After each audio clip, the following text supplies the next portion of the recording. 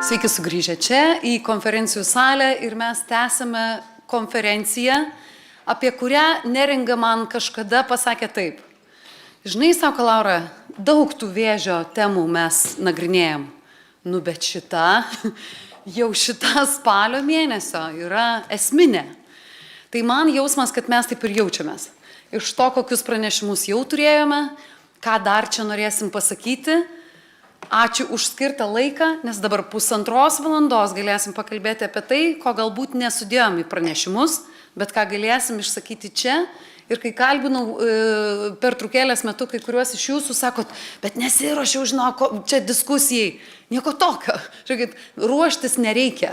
Ar labai jau tam vėžiui čia pasiruošę, ar ne? Gali aktyviau gyventi, gali geriau valgyti, bet nesirenka šitą ligą. Dėl to šiandien pakalbėkim tai, kas man labai patiko ir pavadinimas organizatorių atvirai apie krūties vėžį. Nuo diagnozės iki kokybiško gyvenimo. Ir pirmąją pasisakyti kviečiu Seimo sveikatos reikalų komiteto narę Jurgitą Sejonienę. Jurgita. Dėkui, gerbiama Laura. Aš tai pirmiausia nuo padėkų nebejotinai pradėsiu.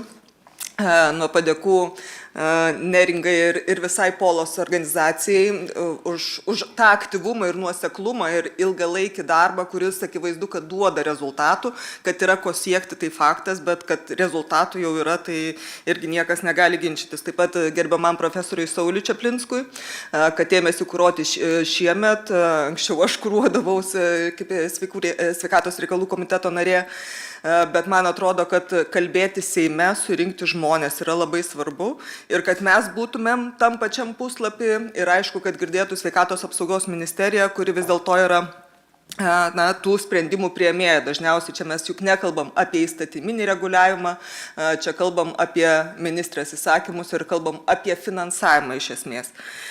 Tai kaip ir minėjau, tikrai yra daug ko pasidžiaugti, galiu netgi pasidalinti savo asmeninę patirtimi.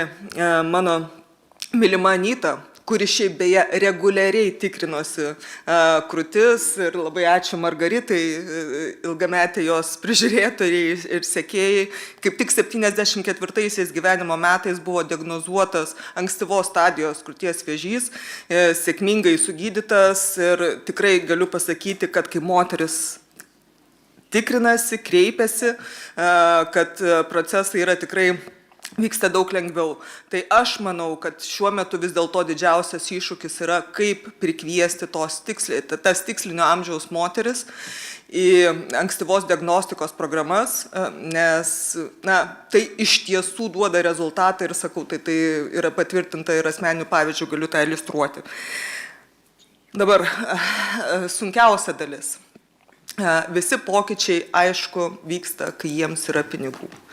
Ir programų išplėtimas, paliatyvus gydymas ir su gerbiamu direktorium turėjom galimybę persimesti, kad net nėra kodo tam paliatyviam gydymui. Tai tenka suktis įstaigoms iš situacijos, bet iš esmės kalbam apie pinigus. Tai be to, ką pasidžiaugiau, turiu ir panuogastauti, todėl kad praeitą savaitę vyriausybė patvirtino kitų metų privalomo sveikatos draudimo fondo biudžeto projektą ir jis nėra toks optimistinis, kaip buvo žadėta rinkiminėje programoje, tiksliau jisai yra toks inertiškas. Biudžetas didėja tiek, kiek daugiau žmonių sumoka privalomo sveikatos draudimo mokestį, o įsipareigojimai didinti atskirti tarp valstybės draudžiamųjų ir dirbančių įmokų, dėja kol kas yra tik tai teoriniai ir lieka pažadu, kad jeigu bus galimybės, tai ir padidins nors. Nes, sakau, pažadas buvo toks, kad tos įmokos iki kadencijos pabaigos suvienodės. Tai dėl to labai apmaudu. Suprantama, kad daugiau paslaugų, taip pat ir onkologiniams pacientams, taip pat ir krūties vėžių sergančioms moterims, matyt, kad nebus galimybė suteikti. Tai dėl to liūdna. Bet štai liūdesį aš siūlau perkelti į gyvenimą, nes gyvenime tai ne visada priliūdėsi, nes dar ir pagyventi reikia. Ir kai galvoju, kad kartais ir atsibusti jau yra džiaugsmas, tai šiandien ir vėl aš turiu draugių Poloje ir viena iš jų yra Roma iš Marijampolės. Ir aš kai pamačiau čia Romą esant, jis sako, aš nesirašiau į diskusijas. Kai Roma, nereikia rašytis į diskusiją, kad būtum išgirstas Seime. Tai yra, aš labai kviečiu įsijungti mikrofoną ir papasakoti, tai kuo gyvenat ir kuo gyvena jūsų bendruomenė. Tai laba diena visiems, tikrai nesiruošiau kalbėti. Aš esu iš Marijampolės, esu onkologinių ligonių asociacijos Rūpestėlis vadovė, pati 7 metus gyvenu su 4 stadijos vėžiu. Tai visom moterim ir vyram, kurie išgirsta diagnozę onkologinės ligos, linkiu tiek ir dar daugiau. Kaip mūsų, ne vien tik mūsų, mes turim tų polo organizacijų ne vieną, 30, turbūt dabar jau 31, kaip mes regionuose prisidedam būtent prie apskritai prie vėžio prevencijos ir prie būtent štai krūties vėžio. Tai aš taip beklausydama galvoju, aš suprantu, Vilnius, Kaunas, Šiauliai, Klaipėda, kur tikrai yra dideli miestai, kur žmonėm tas prieinamumas geresnis, bet pavyzdžiui, kai mes nuvažiuojam, kur nors Kazlų Rūdoj, ten prie Bagotusius, į kaimelį, tarp miškų, ten žmonės, yra nei girdėję, nei matę, nei regėję. Ir kai būtent pasiekti šitos pacientus, tai ir aš turiu tokį vieną klausimą, tarkim, yra tokia statistika, ar ne, mums, pavyzdžiui, jos nepavyko rasti tarkim, tų kaimiškų vietovių ir miestų vietovių, koks tas procentas yra prevencinių tų programų dalyvumų, kiek žmonių dalyvauja. Ir iš tikrųjų, būtent yra tas labai įstringa, galbūt labiausia, tai baimė. Baimė darytis tyrimą, darytis mamogramą, nes ten suspaus krūtį, čia buvo kaimynai, sakė, buvo taip ir taip. Tai pavyzdžiui, mes darydamos tokius, trumpus seminarus, tokius susitikimus su kaimo moterimis, mes truputėlį einam tokiu gyvenimišku keliu, linksmesniu. Mes pabandom šitą ligą pristatyti ne kaip kažkokį baubą, bet, padaryti ją tokia labiau suprantama paprastam eiliniam žmogui. Ir aš kaip pavyzdį galiu pasakyti, yra tokia, dabar jau 2 metai, toksai yra Tautkaičių Gegnys teatras, jisai jau Lietuvoje gana žinomas, ir ten jau vyksta toks renginys Bobų vasara. Žinau, kad Žemaitijoje yra tokių buvę renginių organizuota, kad Bobų vasara, krūtys pasaka, ar ne?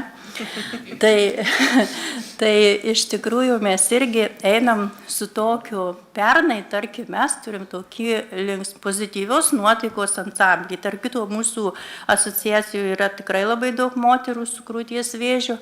Ir mes ten pažaidžiam, pristatom būtent tą sveiką mitybą, sveiką gyvenimo būdą.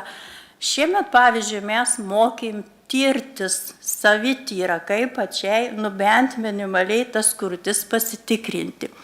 Ir aš dabar pasakysiu, jūs turbūt visi žinot, yra tokia paprasta, sena liaudiška daina, atskrido paukštelis ant medžio šakos, ar ne? Ir mes pabandėm dainuoti ir su tais 3 pirštukais, pirmyn, atgal, kairėn, dešinė. Žinot, ten buvo toksai efektas, kad dar tos šventės pabaigoje ėjo moterys ir jos tas krūtis glostėsi.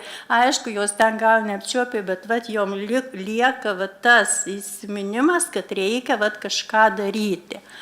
Tai tokį dalyką noriu pasakyti, o apie tai, kad liga, labai smagu, kad amžius yra jau truputėlį nuo anksčiau 45 metų, tačiau visiškai neseniai praeitą savaitę kalbėjausi su viena naujai atėjusia moterimi Ir iš tikrųjų, jinai 42 metų, bet vis sakė, sako, žinok, aš dabar, kai gulėjau palatui, tai jaučiausi labai sena. Tai vis tik tai krūties vėžys stipriai jaunėja, juodai. Ir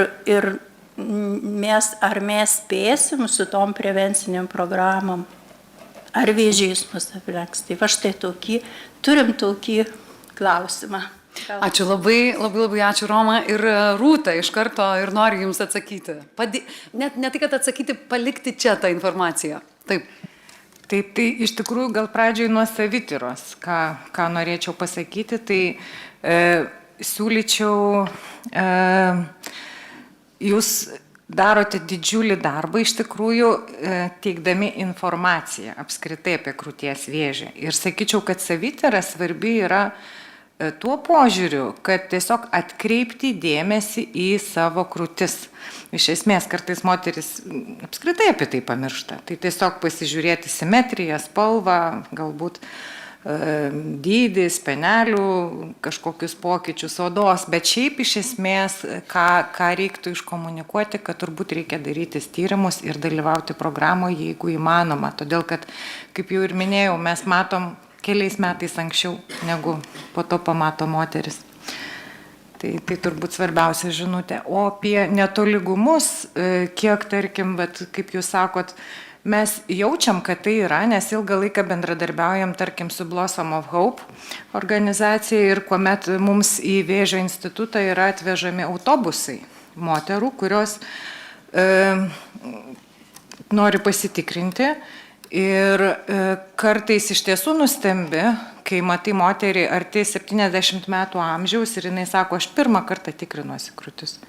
Ir kartais tas pirmas ir būna tas, kurio reikėjo, tarkim, tai ligai nustatyti, bet iš tikrųjų pasakyti tikslų skaičių aš negalėčiau. Galbūt tokius duomenis turėsime, kai veiks koordinaciniai centrai ir kai bus pilnas sąrašas, tarkim, moterų, kiek yra toje vietovėje gyvena, kurios turėtų pasitikrinti ir kiek jų visgi atsiliepia į kvietimą. Ačiū labai, Roma, ačiū Jums, kaip Jūs jaučiatės. Atėjau iš autobusų stoties, apėjau ratą apie Seimą ir turiu žingsnių. Ką Jūs nuveikėte? Tikrai plojimai Romai. Roma, labai Jums ačiū. Ir likite čia, jeigu norite prie to stalo ir likite. Asta, berot, kuruojate tuos, pasakykit, kaip jie vadinasi, koordinacinius centrus, taip? Taip. Ką galėtumėt pridurti prie to, ką gydytoja sako, ko Roma klausia, kad trūksta tos tarsi informacijos? Taip, iš tiesų, kai koordinaciniai centrai pradėjo veikti, mes irgi labai pastebėjom tai, kad nemaža dalis moterų pirmą kartą girdė apie prevencinės programas, nors atrodytų, kad tikrai ta sklaida pakankamai ir iki to buvo. Taip, ir dar iš mūsų praktinės patirties, ką mes irgi pastebėjom, kas tikriausiai irgi akivaizdu labai iki šiol, kai kviečiame moterį į išplėstinę konsultaciją, jau dažnai būna taip, kad mes matom jau rimtesnę situaciją ir paprastai tos moteris būna be galo užsiėmusios. Jos neranda laiko savo dienotvarkiai vizitui pas gydytoją. Tai mes norėtume irgi paskatinti stabtelti ir atkreipti dėmesį į savo sveikatą, nes moteris, kurios rūpinasi savo sveikatą, jau ir nesulaukia rezultatų, kreipiasi į mus ir pačios teiraujasi, pačios rūpinasi, tai tiesiog daugiau dėmesio kartais skirti savo ir stabtelėti. Ačiū Jums labai, dėkoju. Ir dar vieną draugę turiu, Nijolė iš Šiaulių, jinai atstovauja Salviją, yra pirmininkė. Nijolė, Jums ten į galą linkėjimai. Papasakokit apie save ir savo organizaciją. Sveiki visiems. Ačiū Polai ir Neringa už kvietimą, tikrai nuostabioje diskusijoje. Aš esu asociacijos Salvija pirmininkė Šiaulių miesto. Asociacija įkurta prieš 28 metus. Pirma tokia asociacija onkologinių pacientų Lietuvoje. Tada kalbėti apie vėžį buvo tabu ir baisu netgi. Dabar visi kalbame apie tai drąsiai. Aš pati su krūties vėžiu draugauju 20 metų. Ačiū Dievui. Šiai dienai viskas gerai, džiaugiuosi kiekvieną dieną, džiaugiamės kartu su visomis asociacijos moterimis, su Polo draugija, visi kartu. Ką dabar toks kilo klausimas, kaip pailginti onkologinių pacientų išgyvenamumą, nemažinant pasitikrinimų skaičių. Nes iš tikrųjų, aš pati jau daug metų pas onkologus nebesilankau, 5 metai kaip praėjo ir viskas, tai šaunu, kad aš turiu gerą šeimos gydytoją, aš ateinu pas ją ir sakau, man echoskopija vidaus organų, krūtų ir taip toliau ir taip toliau. Kiti ateina, šeimos gydytoja sakė, nieko aš tau neskirsiu, viskas pas tave gerai. Tai va, man pasisekė tuo atžvilgiu. Ir kad, kaip sakoma, kad žmonės bijo įtikrintis, tikrai nebijo tie žmonės eiti tikrintis. Aišku, pradžioje stresiukas yra, man atrodo ir pasveikas žmogus stresiukas yra, ne tik pasergančius. Ir tiesiog po to tu gyveni vėl ramiai metus laiko ir džiaugiasi gyvenimu. O kas dėl mamogramų, dėl ko žmonės bijo eiti, yra toks mitas Lietuvoje, turbūt girdėjote, kad sako, aš ten tikrai neįsiu, suspaus, bus vėžys. Tikrai girdėjote, pritarėte. Tai va, tai kaip tą mitą reikėtų išgyvendinti? Tikrai yra dirbama daug to klausimų, bet kažkodėl jis dar labai. O dabar dar tokią mintį turiu, gal būtų galima, va čia dėl Pola, gal galėtų sukurti filmuką, tokį trumpą apie krūtų savityrą. Ir tiesiog padalinti visiems miestam, kur yra bendrijos, draugijos, susirenka, pasižiūri. Gal pasiima tą filmuką, kurį nors dukrai parodo parėjusi namo, kita vat savo anūkiam. Bet, mano mintis tokia. Pritarėte? Ačiū labai ačiū Jums, Nijolė. Ir mes čia turime to iniciatyvų, kaip čia, palaikytoje. Mes turime Agnę Čižauskaitę, Bobų vasaros pasakos iniciatorę, taip? Taip. Papasakokit truputėlį ir čia gal galėtų būti, kaip tik mačiau, LRT kviečia tuos, kurie nori 26-aisiais, kad jų socialinės reklamos būtų rodomos per televiziją. Vat tikrai, ką Nijolė sako, tai gal gali toks filmukas irgi išeiti. Agne, truputėlį, kokia idėja buvo ir kokie rezultatai? Bobų vasara krūtys pasaka yra kasmetinė Lietuvos krūties vėžio asociacijos organizuojama konferencija skirta spaliui, krūtų vėžio sąmoningumo mėnesį. Tai pirmiausia, ilgai teko dėrėti su akreditacijos tarnybos vadovė dėl to, kad tokių pavadinimų konferenciją būtų galima registruoti, nes pasirodė nepakankamai dalykiška ir rimta. Ir būtent ilgai teko įtikinėti, kad krūtų vėžys nėra tik tai visa tai, kas liūdna. Yra daug išgyvenusių moterų, daug pasveikusių, daug remisijoje. Ir labai svarbu mažiau koncentruotis į ligą ir labiau į sveikimą ir į gyvenimą, grįžti į gyvenimą atgal po ligos, su minimaliausiomis įmanomis pasiekmėmis.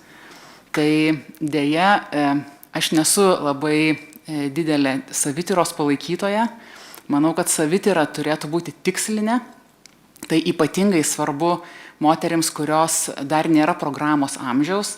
Tačiau, kaip ir sakė Rūta, ir aš daugybę kartų esu sakius ir mokymuose, moteris geba užčiuopti savo krūtyje darinį, kuris yra didesnis negu 2 cm. O 2 cm tai yra žemės riešutas. Ir aš visada rodau tokias 2 nuotraukas pasiremdama Hollywoodo aktorėmis. Tai yra, pirmoji yra Keira Knightley ir antroji yra tokia labai Kristina, kuri yra tokių labai didingos krūtinės savininkė. Ir visuomet sakau, kad jums pasisekė, jeigu jūs Keira Knightley, bet jums žymiai pasisekė mažiau, jeigu jūsų krūtys yra didesnės negu C dydžio. Nes tokiose krūtyse apčiuopti darinį, kuris yra 2 cm, yra beveik neįmanoma. O tai yra mažiausiai 2 stadija ir nėra šiuolaikinė onkologija. Taigi vis dėlto nereikėtų pamiršti, kad savityra niekuomet negali pakeisti periodinės patikros. Ir visos moterys, kuriams privaloma lankytis atrankiniai patikrai, turėtų ją lankyti. Tačiau visos tos, kurios nori prisidėti prie savo sveikatos, yra tikrai skatinamos atlikti ir rūpinti savimi, nes yra mokslo įrodyta, jog moterys, kurios lankosi ir pačios atlieka savityrą, jos lankosi patikros programuose dažniau. Labai ačiū, Agnė ir Rūta. Dar kartelį užtvirtinam ir einam tolyn. Taip. Taip, tai čia tiesiog trumpas pastebėjimas, kad buvo paminėtas filmukas apie savityrą. Tai gal būtų protingiau apie mamografiją padaryti tą filmuką ir iš tiesų išsklaidyti taip tas baimės. Jo, kad tai nėra baisu ir kodėl reikia suspausti, tai suspaudus gaunam du gerus dalykus. Viena, tai mažesnė apšvitos dozė, nežinom, kad tai yra tyrimas su rentgeno spinduliais, kuo plonesnė krūtis, tuo mažiau spindulių moteris gauna ir tuo geriau gydytojas mato. Tai galbūt tai padėtų išsklaidyti. Prašau paneigti mitą, kad kai suspaudi, gauni vėžį. Tikrai paneigiam šitą mitą. Mitas paneigtas. Ar tinka? Kaip plojimų. Būtent. Taip, Aušra. Aš norėjau tik tai pasakyti, kad filmukas yra jau ne 1 metai, sukurtas Nacionalinio vėžio instituto su nuostabia daktarė Šarūnė Liukpetrytė. Ir jisai yra tikrai nemažai rodomas, YouTube platformė galite pasižiūrėti ir moksleiviam yra rodomas. Projekte onkologai pas gimnazistus, kur vėžio centro daktarai skaito paskaitas gimnazistams ir tas filmukas yra transliuojamas irgi. Ir mokinamas savityrą ir kas yra įdomiausia, yra nuvežamas maketas krūtų ir galima ją atlikti. Tai vat pasakykit į mano klausimą, kas ateina pabandyti, patikrinti ir rasti vėžius krūtyse? Taip. Čia kažkodėl Valdas labai nori pasisakyti. Taip. Jo, jeigu kalbam apie viešinimą, iš tiesų mes per pastarosius metus praėjome daug durų atidarėm, norėjom paleisti socialinę reklamą, būtent dėl mamografijos. Galiausiai sukūrėm filmuką, paleidom, bet jį rodo labai mažai. Galėtumėm parodyti, beje, jeigu technika leistų. Leis, tikrai. Mes galėsim tai padaryti visai pabaigoje. Bet esmė ta, kad iš tikrųjų reikėjo patiems finansuoti. Ta prasme, valstybė nefinansavo galiausiai.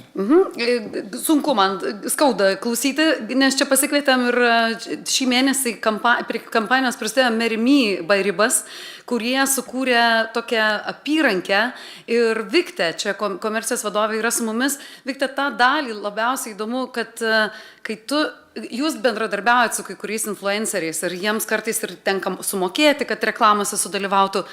Kaip žmonės reaguoja, kai tai yra socialinė kampanija ir nors tie žmonės turi, nežinau, 100 000 sekėjų, kaip jie elgiasi tokiu atveju? Sveiki visiems, ačiū Laura, iš tikrųjų sulaukėm nemažo dėmesio pasirinkdami šią akciją, esam pirmasis toks brandas, kuris nusprendė skirti dėmesį ne tik grožiui savo, bet kaip ir Laura minėjai, diskusijos pradžioje, kad vėžys nesirenka, ar ne, kada susirgti, ar ne, tai nusprendėm prisidėti. Ir sulaukėm nemažai dėmesio su influenceriais, garsiais Lietuvos influenceriais, kurie nemokamai sutiko reklamuoti šitą produktą, įsiterpdami iš tikrųjų savo labai užimtą tinklelį, nes jie planuojasi. Labai džiugu, kad jaunos influencerios, kurios tikrai yra dar nepatenkančios į tą amžiaus kategoriją, smarkiai prisideda ir tai platina gerą žinią, kad norim prisidėti. Tai jums ačiū labai ir čia manau, kad ir Neringa norės pridėti žodį, bet mintis, Aušra, ir jums, kažkaip kai jūs pradėjot pasakoti apie tą filmuką, jeigu filmuko nėra, atsiprašau, bet tik tokia, jeigu jo nėra rylse, reiškia, dar ne iki galo jis yra. Tai vat, Valdai, ir prie jūsų prisidedant minties yra ir iš naujo apsukti, ir pagalvoti, nes visi nori prisidėti. Nori žmonės prisidėti, tik reiškia, kad kažkokiais dar ne tais keliais einame. Ar ne? Ir čia vienas iš pranešimų buvo apie tai, kad sunkus tas kelias. Tai, tarkim, vien sukurt filmuką gali kainuoti apie 10 000 eurų ir tada to tokio prisidėjimo nebeatsiranda. Reiškia, atrodo, ir į vieną, ir į kitą pusę nueini. Nėra didelė suma. Mano galva, valstybės mastais mikroskopinė, bet galiausiai pritrūksta. Galbūt jį kažkas pademonstruoti galėtų, parodyti, prisidėti viešinant, bet kai reikia sukurti, kai reikia padaryti, rasti kompaniją, nufilmuoti, tada susitarti su transliuotojais, tarkim, visuomeniniais LRT, kad pakankamai būtų parodyta kartu, visur pasidaro gana sudėtinga. Aš tai tripiu kojytėm, nes kaip čia, įsivaizduoju, kaip galima padaryti ir kitaip, ir net nereikėtų tūkstančių sukurti, nes dabar, ir tai yra kūryba, bet suprantu, su ko susidurėte. Neringa. Jo, čia turbūt mes kalbam apie tai, grįžtam į sausio mėnesį, kai kalbėjom apie viešinimo iššūkį ir apie savininką, kieno tai yra problema. Nes dabar turbūt socialiai jautrios temos viešinimas yra visų, bet kartu ir niekieno. Užtat, kadangi mes labai esam, kiekvienas darom taip, kaip išmanom ir taip, kaip mums skauda, tai tos yra pastangos išskaidytos, tačiau nėra vieno, kurio tai būtų nuosavybė ir kuris tą stumtų.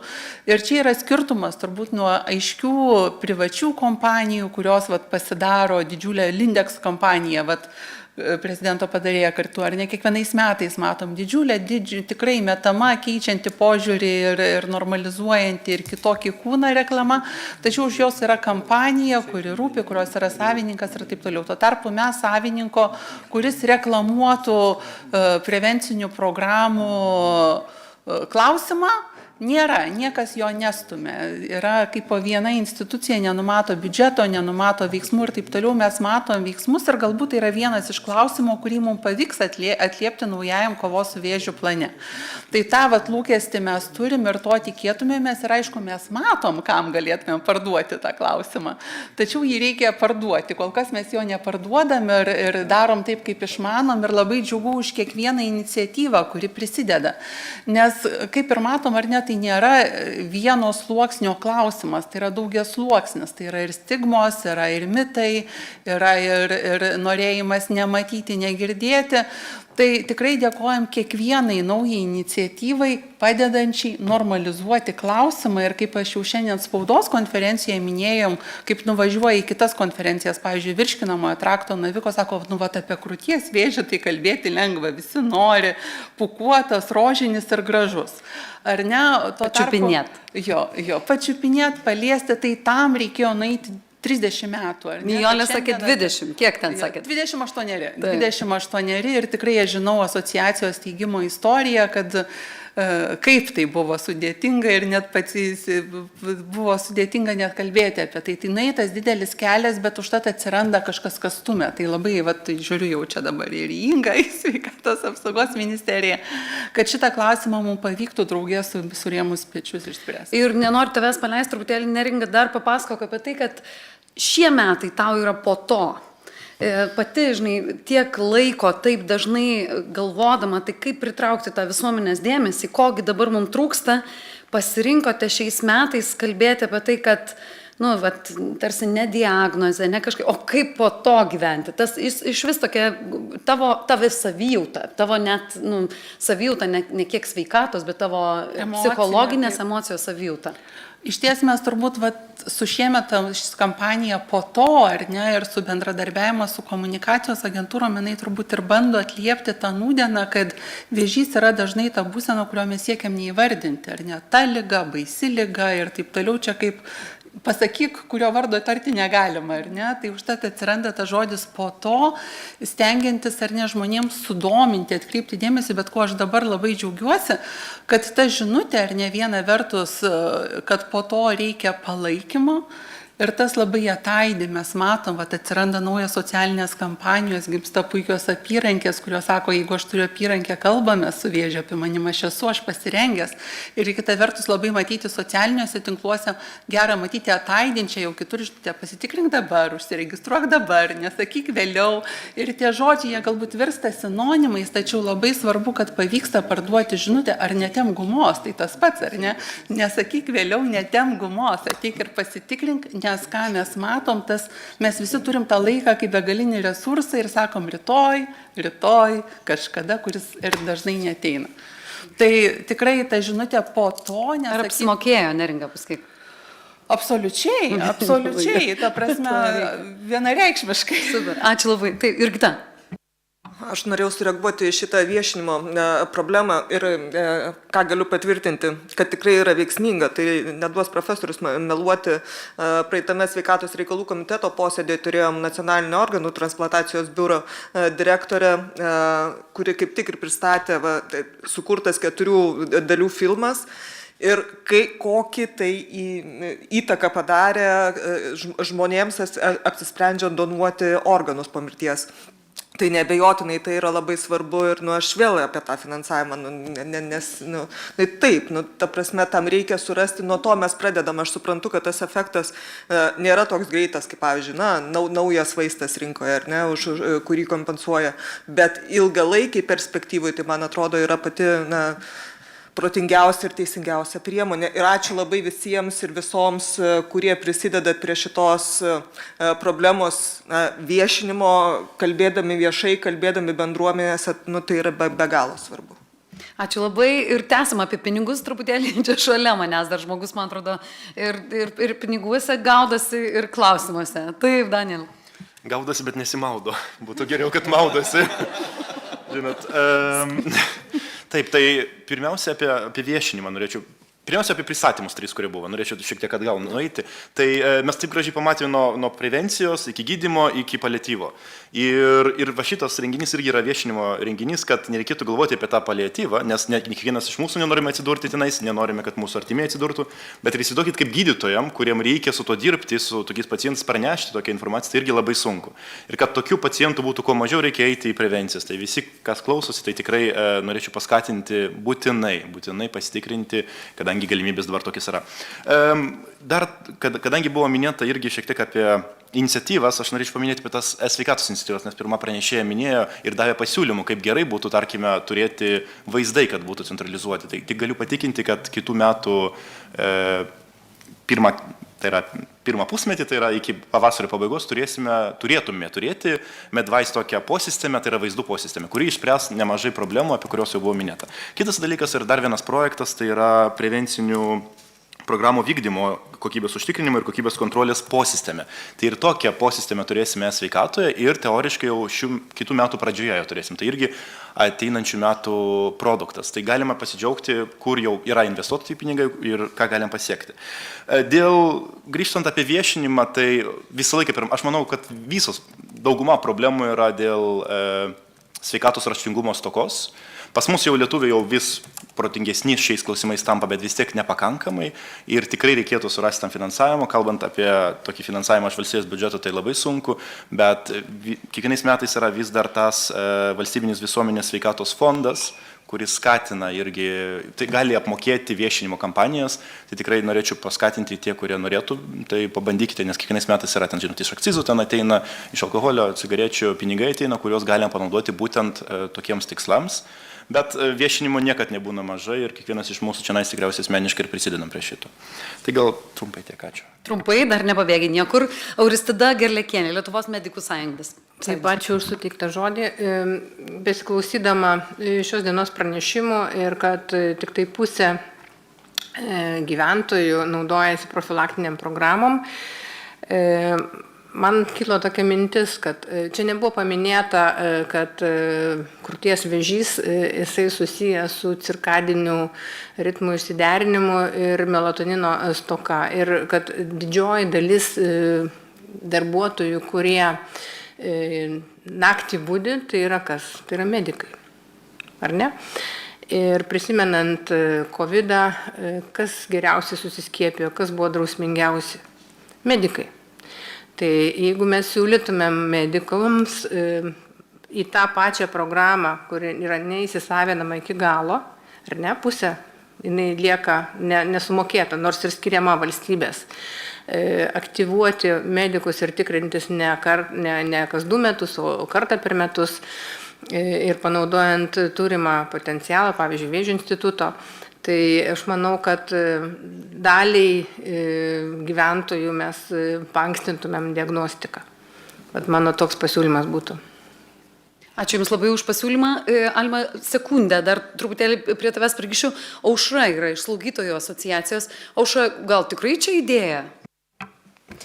Labadiena, ačiū už pakvietimą dalyvauti tokiame svarbiame renginyje ir taip tikrai pritariu, kad idėja labai gera, kadangi sveikatos priežiūros darbuotojai taip pat yra žmonės, kurie serga tomis pačiomis lygomis ir jiems taip pat reikalingos prevencinės programos ir sveikatos priežiūra. Ir taip pat, kalbant apie šios dienos temą, tikrai norėčiau pabrėžti, kad slaugytojai yra tie sveikatos priežiūros specialistai, kurie ypatingai daug bendrauja su pacientais tiek pirminėje sveikatos priežiūroje, dirbdami su šeimos gydytojas komandoje, tiek savarankiškai kaip išplėstinės praktikos slaugytojai, tiek dalyvaudami gydymo procesuose.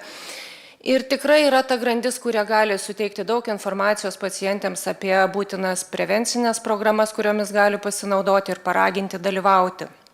Vienintelis dalykas, ką norėčiau pabrėžti, kad tikrai norėtųsi, kad slaugytojų darbo krūvis būtų geriau reglamentuotas, kad jos tikrai turėtų pakankamai laiko nuoširdžiam pokalbiui su pacientu, kadangi, vienam pacientui iš tikrųjų pacientai užtenka pasakyti, kad jums priklauso prevencinė programa, nueikite, pasitikrinkite ir žinosite savo sveikatos būklę, tačiau kitoms pacientėms tikrai reikia nuoširdesnio pokalbio, ilgesnio pokalbio, atsakyti į kylančius klausimus. Ir tam reikia iš tikrųjų daug laiko, kad surasti prieimą prie pacientės ir pirminėje sveikatos priežiūroje tikrai norėtųsi, kad būtų to daugiau laiko konsultacijai. Ačiū Jums labai. Ačiū Jums. Taip, Alma Astafjeva ir Alma, jeigu galėtum apie nuoširdumą, nuo nuoširdumo ir pradėk. Mes labai gudrus, kai kalbam apie tai, kad o kas būtų, jeigu būtų, ir kai savo aplinkoje staiga turim žmogų, kuriam reikia tos pagalbos, kažkoks kitoks požiūris ateina, šiek tiek dar kitoks. Tai turbūt, jeigu žiūrėti, šeimos gydytojai apskritai susiduria su pacientais tiek prevencinės programos, vieni darosi, kiti nesidaro. Tai štai vietoj, bet taip, kai jeigu artimoje aplinkoje atsiranda, ar, pavyzdžiui, aš turiu irgi dabar atvejį savo kolektyvę, tai tikrai tas iniciatyvos po to, kai tu sudalyvauji diskusijai ir tada galvoju, wow, išgirdau, galiu padėti ir tada labai prisidėti prie to paciento arba prie kolegos artimo ligos. Stebėjimo, sekimo man tikrai padėjo. Tai neringa tikrai nuoširdžiai linkėjimai ir turiu pasakyti tą po to ir man išgirsti, tai visas tikrai padeda. Ir tiek, aišku, su pacientais, kai yra paciento santykis tiesiog, o kai yra kolegos ir artimo žmogaus ir gydytojo, tai tampa dar kitaip. Iš tiesų, tai aš tiesiog gal norėdama atliepti Gretos pranešimą, iš tiesų mes tikrai labai palaikom paliatyvę pagalbą. Tikrai tą judam, reikia judinti, tikrai jeigu mes kaip organizacija galim kažką padėti, tikrai labai norėtus, nes mes jaučiam didžiausią poreikį iš paliatyvios pagalbos, būtent pirminiai priežiūrai, kai jau pacientą turim blogoj situacijai, tai tikrai tas iniciatyvos labai sveikintinos. Kadangi jau buvo klausimas kalbėti atvirai, tai iš tiesų užduosiu kitą klausimą, nes buvo pranešimas, kuris nelabai man patiko. Ir tikrai dėl tos patikros po gydymo, negi tikrai yra diskutuojama apie tai, kad palikti pacientę savityrai, nebedaryti rentgenologinių, echoskopinių tyrimų, kas atrodo tokia, kaip ir sakė, kas metus nueik patikrink, padaryk technikinį. Pacientai taip ir sako, aš padariau technikinę, viskas gerai, ramiai gyvenu. Negi dabar tikrai norima iš to išeiti. Išgirdau, tikrai kilo klausimas, ar jūs diskutuojate organizacijose, arba tas, kad nedaryti transvaginalinės ginekologinės echoskopijos, kas yra labai paprasta ir ginekologų suderinta, tiesiog nebedaryti, ar čia derinta su ginekologų draugė. Tiesiog, kadangi išgirdau pranešimą, galvoju, jeigu čia tai pokyčiai ir čia tikrai yra tai planuojama, tai ačiū. Ačiū labai, Alma. Ir čia buvo daktarė Agnijai Čižauskaitai klausimas, bet po to dar būtinai prisijunkite ir jūs. Taip. Tai pirmiausia, atsakant į klausimus, tai su draugijomis nebuvo derinta, nes mano nurodytos gairės yra tarptautinės, jas rekomenduojama ENSMO ir NCCN, tai yra aukščiau nei draugijos, tai yra tarptautinės onkologų draugijos tiek Europos, tiek Šiaurės Amerikos. Taip, mes norime atsisakyti tam tikrų tyrimų mažos rizikos pacientėms, nes manome, kad tie tyrimai neparodo ligos plitimo, nes onkologinė krūties liga plinta ne į plaučius, o į pleurą ir pleuros pakitimai, tai yra pleuritas, kurie sukelia hidrotoraksą, pirmiausiai pasireiškia dusuliu, kurį moteris dažniausiai pirmiausiai jaučia, nei jis matomas rentgenogramoje. Jokių būdų mes nenorime pasakyti, kad pacientui nereikia rentgenogramos, nes mes gyvename tuberkuliozės zonoje ir kiekvienam tūlam žmogui lietuviui rentgenograma vieną kartą per metus yra privaloma. Kaip ir pilvo organų echoskopija, deja ne dėl atokaus ligos plitimo. Transvaginalinė echoskopija taipogi yra nerekomenduojama ne ginekologų, bet Europos onkologų ir Amerikos onkologų draugijų. Tai įrodyta kaip nevertinga. Tai tiek atsakant jūsų klausimą. Alma, man atrodo, čia galima. Jeigu kažkas dar domina, pasidomėsi, ar ne, tą Ameriką. Aš galiu tik labai trumpai Taip, prašau. papildyti, iš tikrųjų truputėlį pažiūrėti iš kitos pusės, o kaipgi atsiranda tos rekomendacijos, iš kur kyla tos gairės. Tai neatsiranda šiaip sau, kad, tarkim, susirinko 10 kažkokių gerbiamų profesorių ir sugalvojo, kad dabar bus taip. Tai ateina iš ilgalaikio stebėjimo. Ir kai tu stebi pacientės, kurios buvo tikrintos vienaip, kitaip, trečiai ir vertini jų išgyvenamumą, kažkokią tai to paties recidyvo riziką ir panašiai. Tai dėl to buvo prieita prie tokių sprendimų, kad verta labiau atsižvelgti į riziką, suskirstyti pagal ligos atsinaujinimo galimybę ir tada parinkti tinkamus tyrimus. Nes čia yra 2 aspektai: moters psichologinė savijauta, kaip jinai jaučiasi, ar jinai saugi. Ir ar tie stebėjimai, jie tik tai psichologiškai daro naudą, bet uždeda didžiulę naštą sveikatos sistemai, finansinę ir tiesiog žmonių sąskaitą, kurie daro tuos tyrimus. Ir galbūt verta juos mesti į prevenciją, tarkim, ten mažinti eilės ir panašiai. Žodžiu, čia turi būti labai geras balansas. Netrukus sugrįšime. Dabar Saulius Čaplinskas, prašau, profesoriau. Kaip tik gerbiama daktarė ir pasakė, iš kur atsiranda rekomendacijos, tai tęskime mintį, iš kur atsirado rekomendacijos, kad kvietimus patikrai siūstų koordinacinis centras tik tai. Kur aš linkstu? Ir gerbiama Aušra minėjo ir Alma kalbėjo taip pat irgi apie tai, kad vis tik tai jeigu pacientė, jeigu moteris gauna kvietimą ir paraginimą ir paklausimą savo šeimos daktaro. Ir ko gero, žiūrėsim, ką parodys stebėsiniaus rezultatai ilgesnė ar ne, jeigu vien tik tai iš koordinacinio centro, drįstų manyt, kad ko gero rezultatai gali skirtis dalyvavimo patikroje. Aš galiu atsakyti trumpai, ne visai taip. Iš tikrųjų yra taip, kad tikslas koordinacinio centro, tai vadinama centralizuota, organizuota profilaktinė patikra. Ir ką tai reiškia? Kad viskas yra vienose rankose, tai reiškia moterų sąrašas ir pakvietimas visoms. Bet tai jokių būdų neeliminuoja šeimos gydytojo kaip informacijos tiekėjo ir netgi yra numatyta, kad jeigu koordinacinis centras negauna atsakymo iš moters, jinai neatvyksta tyrimams, jisai susisiekia su šeimos gydytoju ir aiškinasi priežastį, kodėl ta moteris neatvyko. Ir taip nevyksta, jeigu tai vyksta tik per šeimos gydytoją. Tada tiesiog tu neturi to sąrašo, nežinai, kad dar yra tokia moteris, kuri galbūt neprisirašius tavo apylinkė ir jinai niekada negaus kvietimo. Tai mintis yra tokia. O šeimos gydytojo niekas nepašalina iš tos visos eilutės, jisai tikrai turi teikti informaciją ir turi skatinti tikrintis, tiesiog tas kvietimas ateina centralizuotai. Ačiū labai. Sauliau, pratęsite? Gal vieną mintį, kad tai svarbu, kad teisingai suprastų kiekvienas šeimos gydytojas, o sveikatos ministerija, ko gero, ar mums kartu logiška būtų eigoje ir pasidomėti, o kokie skirtumai yra. Juk vis tik tai mes kalbam, kad kas antra moteris statistiškai ateina pasitikrinti. Bet ko gero, jeigu pasižiūrėsim pagal teritorijas, pagal tai, prie kokio gydytojo prisirašė, aš manau, kad skirtumai gali būti ženkliai didesni. Taip, prašau, Dani. Taip, tai mes tikrai žinome ir netgi Vilniuje galime jau buvo įvardintos atskiros poliklinikus, kurios labiausiai stengiasi ir tikrai daugiausiai pritraukia ir tą vidurkį pakelia iki to 50, kur mes dabar turime. Bet ir tas koordinaciniai centrai ir buvo tokia iniciatyva būtent tą ir išspręsti problemą, nes jinai iš socialinių partnerių ir atėjo ir tas projektas ir gimė dėl to. Tai aišku, kaip ir kiekvienas projektas turėtų būti stebimi KPIs, rodikliai, ar jisai sėkmingas ar nesėkmingas, ar reikėtų grįžti atgal į tą seną versiją, bet visa vizija ir tikslas yra, kad pagerės. Ačiū. Mes ir turim iš Šeškinės poliklinikos žmogui. Jeigu galite prisijungti prie diskusijos. Taip, laba diena. Girdėjot, kad giriam jūs?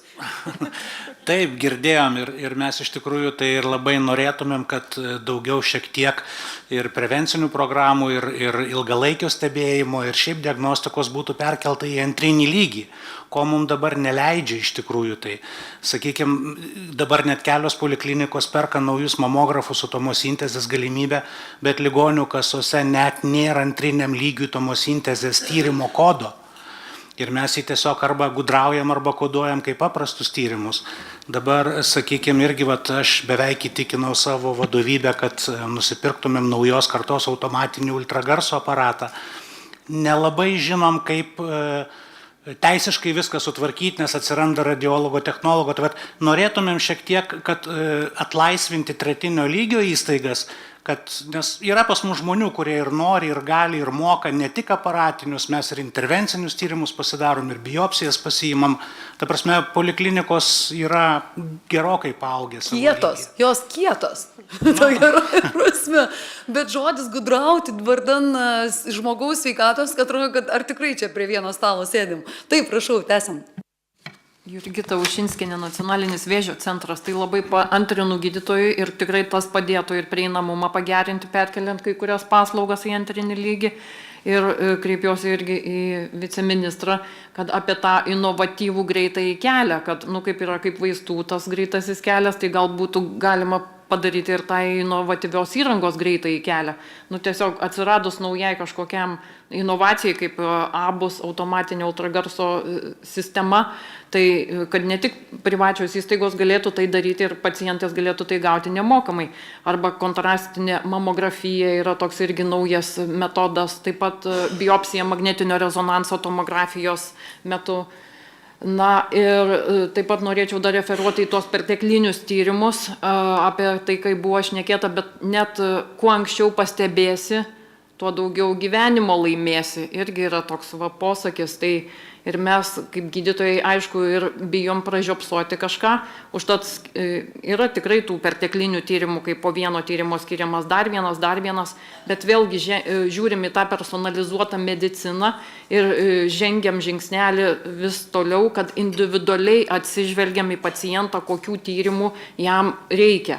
Gal jam užtenka tik mamografijos, o gal jam reikia dar ir papildomai, jeigu tanki liauka, ir to ultragarsinio tyrimo. O jeigu turi ir paveldimą geną, tai ir magnetinio rezonanso ir taip toliau. Ir kaip Agnė kalbėjo, kad tas rizikos zonas reikia, rizikos grupės išskirstyti ir pagal tai individualiai stebėti pacientą. Ir paskutinį norėčiau dėl pacientų irgi mokymų, čia ir apie paliatyvą buvo kalba. Irgi mes kaip įstaiga turim vėlgi dengiam tuos mokymus, turim pacientų mokyklą, vedam paskaitas, specialistai skaito, kaip daryti tą, kas tai yra ta mamografija, vėlgi mokinam, bet irgi, ar negeriau būtų irgi to visuotinių lygių, irgi per tuos video viešinimus, arba tiesiog irgi tai būtų kaip kompensuojama paslauga, pavyzdžiui, kaip elgtis po chirurginės intervencijos, kaip elgtis, jeigu man tokią ar tokią procedūrą padarė. Tai tiesiog ačiū labai už dėmesį, ačiū už kvietimą. Labai jums ačiū ir dabar jau turim, galima sakyti, 4 temas, ar ne? Ir man labai gera, kad mes jau turime žodį individualus. Pirmoje konferencijos dalyje jau turėjom šitą žodį, jis sugrįžo pas mus čia į erdvę. Daniel, manau, kad tau ir tada profesorius, jūs prašysiu. Aš galbūt apie įrangą tik tais pakalbėsiu, tai žinote, niekad nebus taip, kad jos pakaks. Mes tikrai negalime visiems kompiuterinių tomografų nupirkti ir visiems po kelis mamografus. Tai čia turime suprasti ir tam bendrai kažkokios nuolatos biudžeto įrangai nebuvo niekad pas mus istorijoje taip numatyta, kad yra biudžetas tik tais įrangai skirtas. Tai dažnai įstaigos ir viešosios, ir privačios pačios nusiperka, irgi pavyksta jom nusipirkti ir tik tais, ir mes labai už visom rankom už, jeigu sugeba nusipirkti, įsigyti, bet ir atliepiant irgi poliklinikos pavyzdį, kad reikėtų perkelti iš tretinio į antrinį lygį, tai čia mes irgi linkstame, į tą linkmę einame, bet čia labai svarbu, kad ar galima užtikrinti kokybę tokią pačią. Čia aš pakomentuoti labai daug negaliu, bet mes norime, kad netyčia nenukristų kokybė dėl to, kad optimizavimo tokio. Bet čia atskirų diskusijų reikalaujantis klausimas. Kita konferencija, taip, docentas daktaras Valdas Pečeliūnas. Tai būtinai parodysim filmuką, išsiaiškinam, turim techninės galimybės.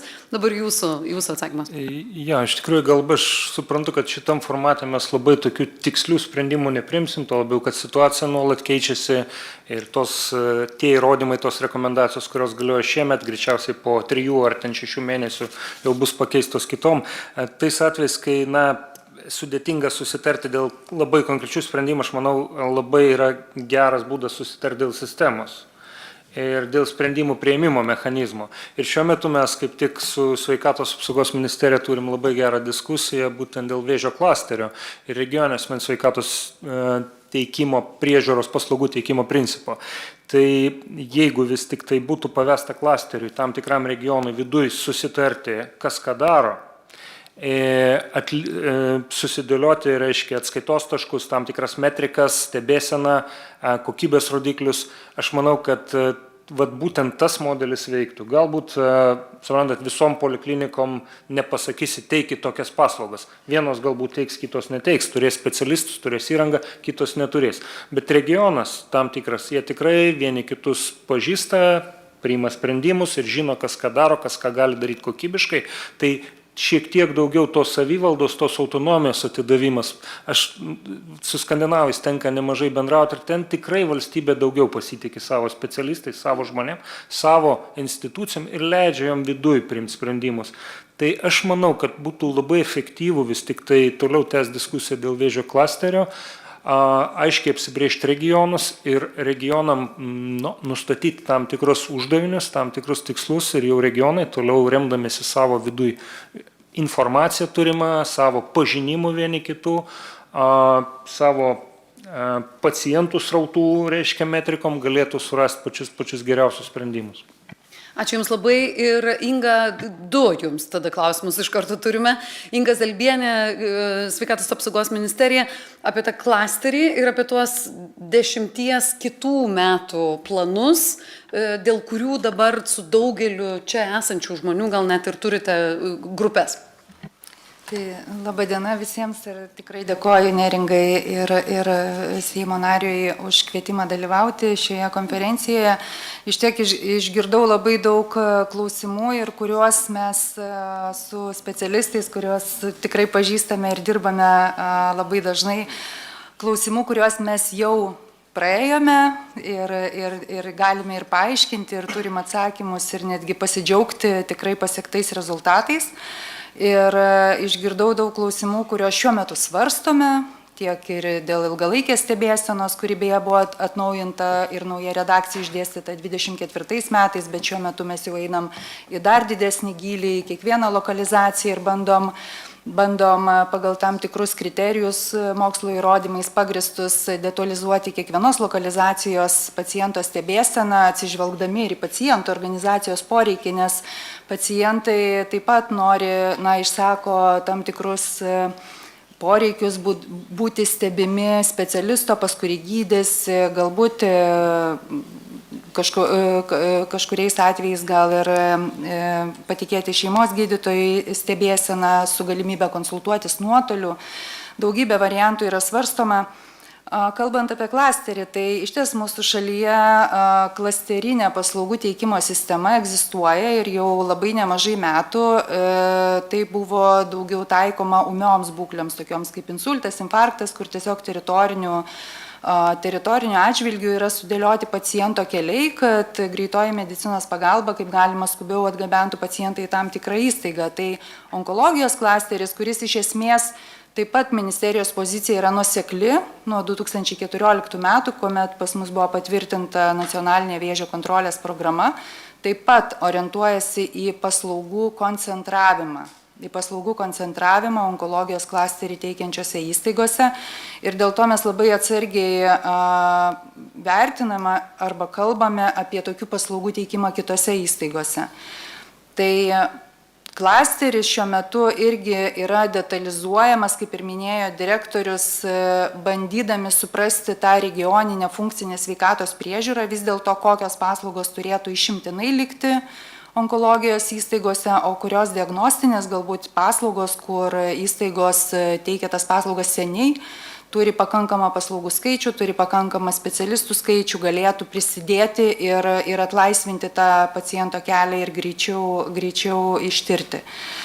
Tai kito naujo laikotarpio vėžio programa nuo 26 metų iki 30. Kitas klausimas, taip. Tai yra naujas darbas, kuriame mes visi šiuo metu ir dirbame ir aš jau užsirašiau net ir keletą priemonių, kurias galėsime aptarti su darbo grupe.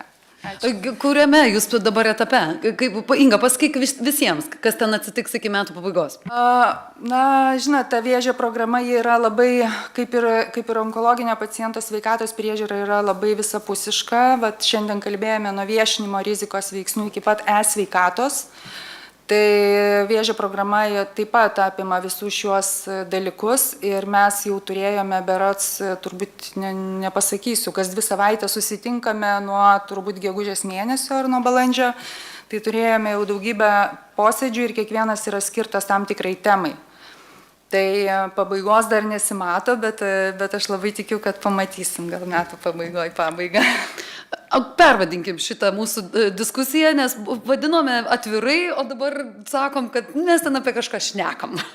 Vis susitinkam ir apie kažką šnekam. Taip, ir mes dar turime iš Kupiškio, iš Plungės, iš Tauragės, iš Jonavos žmonės, kurie čia galbūt kažkas galite prisijungti, kaip jūs gyvenat. Va, matau moterį, kuri galbūt ir įjungtumėt mikrofoną. Nes mačiau, kad tikrai yra iš asociacijų. Net matau, kas nedrįsta mikrofoną. Taip. Labadiena, Daiva Genienė iš Savivaldybių visuomenės sveikatos biuro asociacijos. Džiugesys, kad aš taip pat esu ir Pola kortelės ambasadorė, tai tiek iš vienos pusės, tiek iš kitos prie tos problemos prisiliečiu. Ir visuomenės sveikatos biurai Lietuvoje įgyvendina, didžioji dalis biurų, įgyvendina kompleksinių paslaugų modelį ir viena iš modelio sudėtinių dalių yra būtent skirta onkologiniams pacientams, rizikos grupėje esantiems asmenims ir onkologinių ligonių artimiesiems šeimos nariams. Tai mes dirbame tiek su prevencija, tiek su postvencija ir klausydama pranešėjų, matyčiau didžiulę galimybę bendradarbiavimo ir didžiulę galimybę daugiau sužinoti vieniems apie kitus, kad kiekvienas galėtumėm mūsų paslaugų gavėjams suteikti kuo daugiau reikalingos informacijos jo tokiam nelengvam kely ir pasimetime. Kaip Pola kortelės ambasadorė, matau neretai pasimetusių žmonės, išsigandusių žmonės ir jiems reikalingos kompleksinės paslaugos. Tai galėtumėm būti vieni kitų ambasadoriais šitą prasme. Ačiū Jums labai, tik priminkit miestą, kurį atstovaujat, iš kurio atvykot. Atvykau iš Tauragės, o Sveikatos biuro asociacija jungia 49 Lietuvos visuomenės sveikatos biurus. Ačiū Jums labai. Čia vis primenu, kad profesorius Saulius Čaplinskas nuolat vis sako, kad čia susirenka visa Lietuva. Tai vis noriu akcentuoti. Taip, aš sugrįžtu prie docento Valdo apie klinikinius tyrimus dar čia kiek. Iš tikrųjų, tai šiandien viena iš tų galbūt pagrindinių žinučių, kur aš jaučiu, kad turiu atnešti kaip nacionalinio vėžio centro vadovas, tai yra būtent klinikinių tyrimų klausimas.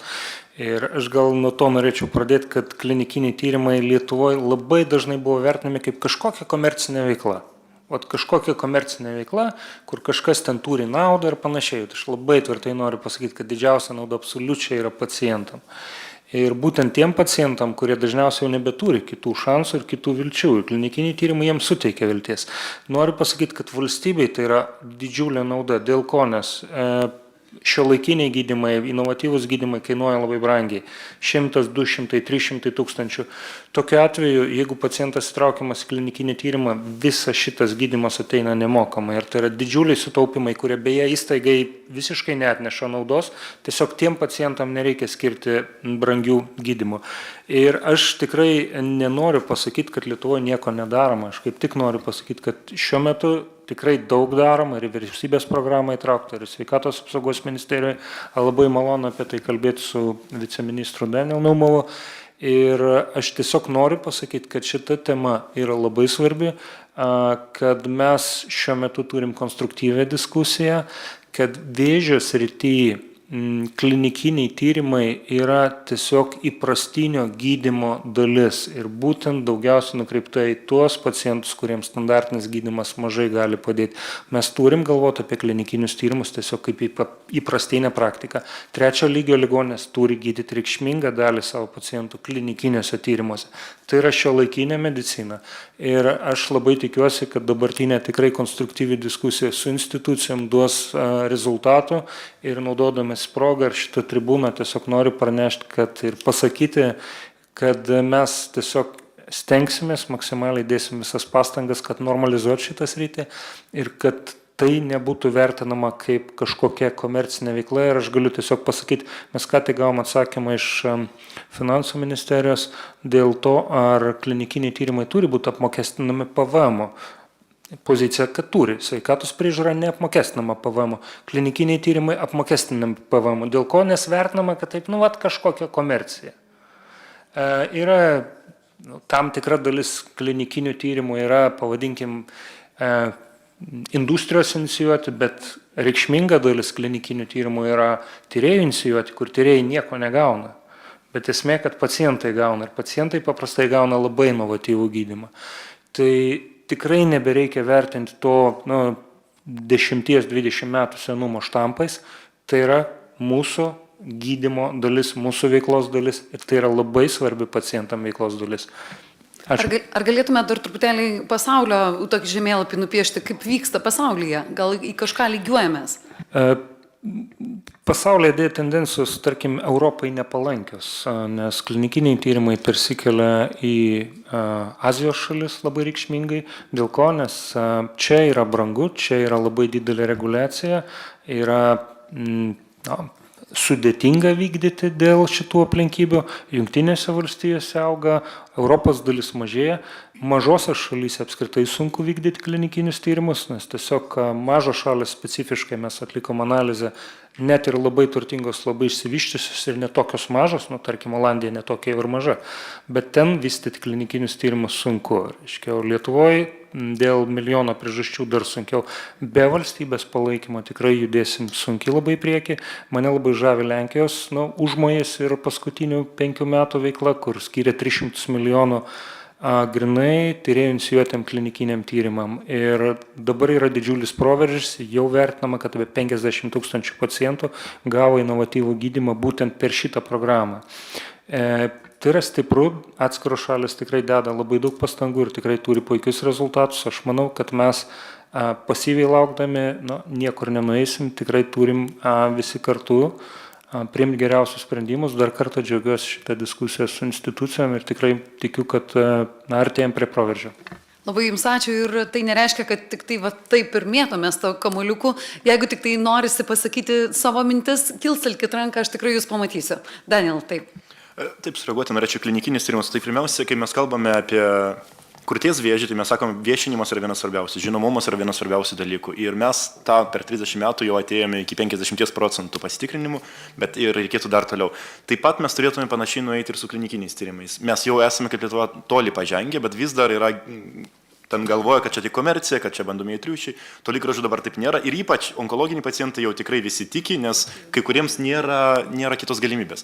Pacientai netgi klausia kartais ir ministerija, ir bioetikos, kur galima surasti sąrašą tų klinikinių tyrimų ir nori patys dalyvauti. Tai tą paradigmą tikrai reikėtų keisti. Kokią situaciją mes turime Lietuvoje ir ES, tai kaip ir gal gerbiamas Valdas paminėjo, tai netobula. Silpnai pasakius, ES tikrai pralaimi tą inovacijų ir klinikinių tyrimų karą Amerikai ir Kinijai, tarkime, bet tikrai yra planuose nemažai. Vienas dalykas, ES lygmenyje planuojamas reglamentas. Pirmiausia, bus vienas reglamentas biotechnologijos akto, o kitas bus klinikinių tyrimų akto planuojamas, tikėtina, kai mes pirmininkausime, tai 27 metais. Kaip grąžinti ir paskatinti klinikinių tyrimų vykdymą ES. Mes Lietuvoje norime judėti greičiau negu Europos Sąjungą dar greičiau ir tam tikrai ir programoje, vyriausybės programoje yra paminėta nemažai dalykų.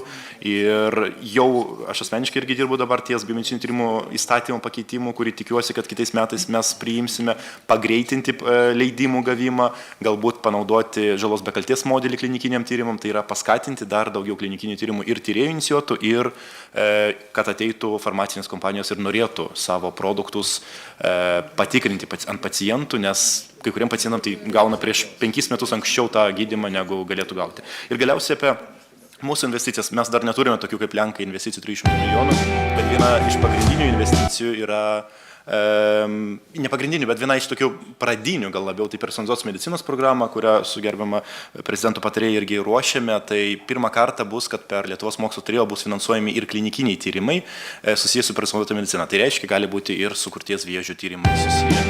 Tai taip istorijoje mes dar neturėjome ir čia jau toksai mažai žingsniais judame į priekį. Ir dėl to, kad žinau, kad gerbiamas Valdas turės išvykti, mes norim dar jums esant parodyti tą filmuką, kad tikrai jį radom ir tikrai norim, kad visi pasižiūrėtų, kad jis liktų čia. Tai, Daniel, labai ačiū, kad tu mokai ir su muzika sakyti tas protingas mintis. Prašau, pasižiūrėkim.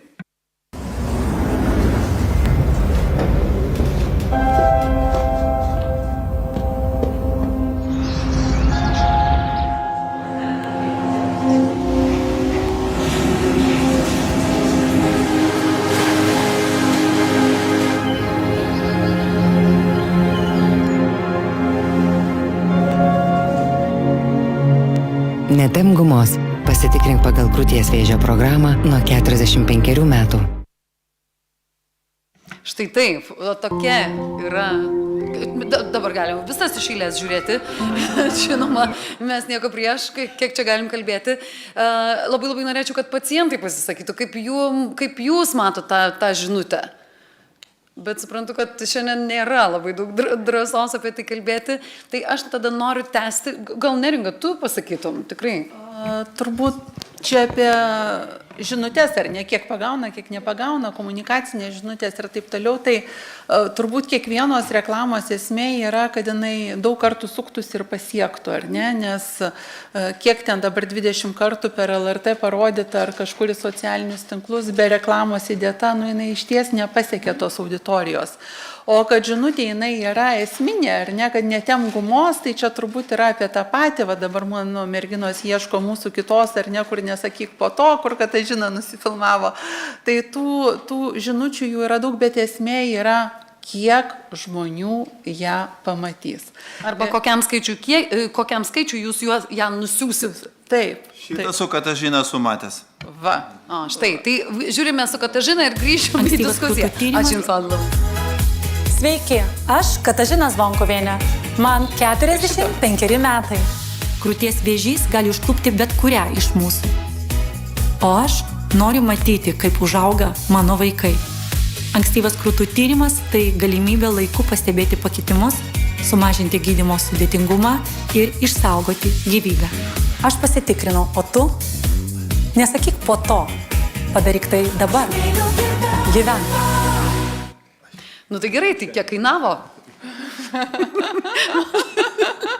Ne, dabar padarom balsavimą. Kas matė netempk gumos? Gerai, kas matė netempk gumos? Tai matėm. Čia šitą su Katažina? Ne, netempk gumos buvo su guma, prieš tai. Kas buvo matę prieš tai, netempk gumos. Aha, kas buvo matę Katažiną? Va, biški. Tik įgarsinsiu, kad 95% žmonių matė šią reklamą. Labai noriu, Neringa, kad pasakytum, kad nėra taip jau visai brangu. Ne, iš ties nėra. Žmonės nori daryti iš ties nėra labai brangu. Mes su Katažina darėm, tai ten tikrai tik filmavimo kaštai ir viskas. Ir tikrai pakankamai nebrangu. Turbūt brangiausias dalykas tai yra ištransliuoti į eterį. Ir šitoj vietoj mus dabar yra, mes esam nerimo būsenoje, nes įsigalioja ES reglamentas, kuris draudžia reklamuoti socialinės reklamas. Čia yra nuo spalio 10 naujas ES reglamentas, kuris susisieja su politikos reklamos ribojimu, kad siekiant, jeigu leidžia politikai, bet kokią reklamą turi būti paviešinti visi šaltiniai ir kaina reklamos ir taip toliau. Ir to pasekoje, nenorėdami didieji tinklai, Meta, YouTube, Instagramas ir taip toliau, apsisprendė aplamai riboti tiek politinių, tiek socialinių klausimų reklamų pasiekiamumą. Tai mes dar bandom suprasti, kai tas mus paveiks, nes per visus algoritmus, bet čia yra mums didžiausias iššūkis, nes socialiniai tinklai galimai taps tokia iškritusią zoną. Arba padarysim jas komerciniam, kaip sakom, tas call to action, kad kažką reikia nusipirkti ten ir sakysim, čiagi komercija, mes parduodam. Gerai, čia truputėlį parduodam sveikatą, taip. Pagaliau, profesorė Sonata Jarmalaitė, Lietuvos Respublikos prezidento patarėja. Dėkui, Laura. Iš tikrųjų, prisirašiau labai daug. Ir aš mačiau, kad labai pildėt kažkuo vis. Ja, ir vis papildžiau. Tai iš tikrųjų noriu padėkoti už tą sisteminį požiūrį ir kvietimą pastoviai į prevencinių programų viešinimo žinomumo dienas. Ir dėkui ne tik už tuos susitikimus Seime, bet aplamai, ką ištisus metus darote, nes čia ne vienkartinis renginys. Ir dėkui šiandien tokią labai plačią tematiką, apglėbti viską, kas liečia, sakykime, sveikimą ir nesusirgimą krūties vėžių. Tai iš kitos pusės visai patogu atsidurti kitoj pusėje, ne toj prie valdo ir džiaugtis nueitų keliu, o tas kelias matuojamas 2 ar 3 mėnesiais. Tai dėl viešinimo. Šiandien buvau susitikus su valstybinės ligonių kasos vadovu ir jau kalbamės ne vieną dieną ir su sveikatos ministerija, kad iš tikrųjų šitas požiūris į viešinimą turi būti sisteminis. Ir mes žiūrime į finansavimą prevencinių programų, jos auga kasmet, jau kažkas įrodytas, ir kaip yra skiriama, panaudojama dalis, grįžta į biudžetą. Skiriam, panaudojam. Aš klausiu, jūs galvojat, kad pasikeis kas nors, kad skirsi atiduosi, bus tas pats 50% ir jokio judesio. Galim pasisemti patirties iš kitų šalių ir tiesiog dalį šitos, kas skirta tai programai, skirti viešinimui. Ir tai būtų sisteminis poveikis ir kas bus valdytojas to proceso, čia dar klausimas, bet jį tikrai nesunkiai, aš manau, įveiksime. Ir tos socialinės reklamos, žiūrėkime į Jukėjų. Tai nėra vien tik tai ta reklama per televiziją, nėra vien tik YouTube. Tai yra ženklinimai ant perki kažką ir tu jau aukoji šitai sistemai. Ir tam pastovi visur teatre, teatro bilietas, dar kažkur, tu pastovi esi to veiksmo dalimi. Ir kai pasidarai to dalimi, tu jau ir pats eini į visas prevencinės programas, tu komunikuoji, klausi savo tetutės kaime, ar tu galėjai nuvažiuoti. Tiesiog įtraukiami žmonės taip yra. Tai aš manau, kad reikia auginti šitą požiūrį ir be abejo mes turim tikrai tokių daugybės spręstinų problemų, kaip mes komunikuojam dabar, nes mes čia jau girdėjom kelias žinutes, kaip dabar yra krūties vėžio prevencijos programa yra organizuota. Tai Rūta, pasakykit, dabar yra vis dar pilotas eina, nes tai nėra organizuota, dar vyksta pilotinis bandymas. Ir aš negaunu to kvietimo organizuotai, nes mano poliklinika matyti neįsirašė į tą. Vienos taip, kitos taip. Ir nieks nesusigaudo. Tada ką aš darau, kaip edukuotas žmogus, žiūriu, skaitau, ką ligonių kasos rašo. Ir rašo labai įdomiai. Kreipkis į gydytoją, sako. Reiškia, jūs čia transliuojat vieną į viešumo, o pasiskaitomi yra visai kas kita. Ir nežino žmonės, kas yra tas pilotinis tyrimas, ką čia jie daro su mumis. Tai žinutė apie tai, kai yra pokytis visuomenėje, yra pokyčio komunikavimas, kuris turi prieš tai eiti, prieš pokytį. Tai tokius dalykus darom. Iš kitos pusės irgi bandom su ministerija išgaudyti, kaip mes atrodome Europoje. Ten ateina paklausimas, ar vyksta pas jūs organizuotai prevencinė programa? Ne, nevyksta. Taškas. Pilka zona. Lietuvoje nieko nedaro dėl vėžio prevencijos. Ir vėl ne ta žinutė. Tai, kas jiems sakė? Kas čia jiems taip sakė? Bet čia teisybė, nes pas mus buvo kitaip organizuojama. Ar tai buvo blogai? Turbūt ne. Mes galėjom atsakymas būti, vyksta puikiai, įtraukiam daug, bet truputį kitaip. Organizuojam taip, kaip mūsų sistema buvo įpratusi prieš šeimos gydytoją. Tai ir dar klausimas, ar prie kurios sistemos ten mes liksim ir kuri iš jų labiau organizuota yra. Tai vat, komunikacinės žinutės ir, kaip sakant, šeimininkas komunikacijos turi būti stiprus. Tai Danilį jūs žiūriu. Vis tiek ministerijos rankose susiveda tos visos žinutės ir jos turi būti tikslios. Pokytis iškomunikuojamas anksčiau, negu jis pradedamas daryti. Dabar mes esam tokiam truputėlį chaoso lauke. Bet aišku, noriu padrasinti visus, kad tas chaoso laukas įsiveda į tobulėjimą ir į tą geresnę sistemą. Jau buvo paminėta, kad bus ir registruojama, reiškia, visi dalyvavimai prevencijų programų, mes galėsim tikrinti, ar pasiekti rodikliai, kokia kokybė yra, galėsim dalį proceso perkelti jau į regioną ir panašiai. Tai čia apie viešinimą. Tikrai problematikos yra, bet jinai sprendžiama ir aš manau, dar sekantį susitikimą bus dar geriau viskas. O dabar apie tą, žinutė išėjo iš Pola atstovų. Bepiga mums kalbėti čia Vilniuje. Kokią žinutę begautum, tu kada nors gal biškai patemdamas tą gumą, gal mažiau temdamas, bet nueisi, kai turėsi laiko. O kaime, gal laiko jie ir turi, bet galimybių neturi nuvažiuoti. Ir kaip visą tai vyksta regione, iš tikrųjų skaičiai yra ir gal jie neteisingi, nes iš europinių duomenų, kad mieste reiškia skaičiai, kiek moterų procentiškai nei karto nedalyvavo krūties vėžio prevencijos programai. Mieste 10%, kaime 20%. Reiškia dvigubai daugiau. Ten tikrai yra problema ir tikrai rengiamos tos kampanijos. Ir reiškia, ir NVO, ir prezidentūra, ir savivaldybės. Einam ir kalbam. Savivaldybė turi imti į savo rankas, nes visuomenės sveikatos klausimai vis tik labiau yra savivaldybių rankose. Organizuokit, pavėžėkit. Į didžiuosius vėžio centrus tikrai pavėžėjom, bet kartais ir tenais yra tokių situacijų, kad nebūtina viską vežti į nacionalinį vėžio centrą, kad ir kaip aš jį mylėčiau.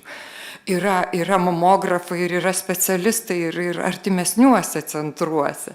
Bet tai mes irgi tik tai pradedame šitas kampanijas ir jos yra skirtos tam, kad apmokyti savivaldą, kad iš tikrųjų perimkite į savo rankas. Jūs kontaktuojat su specialistais. Ir visuomenės sveikatos biurai yra tie, kurie pažįsta savo regioną, kurie daro renginius, jie ir turėtų organizuoti tos autobusiukus ir kalbėti su savivalda.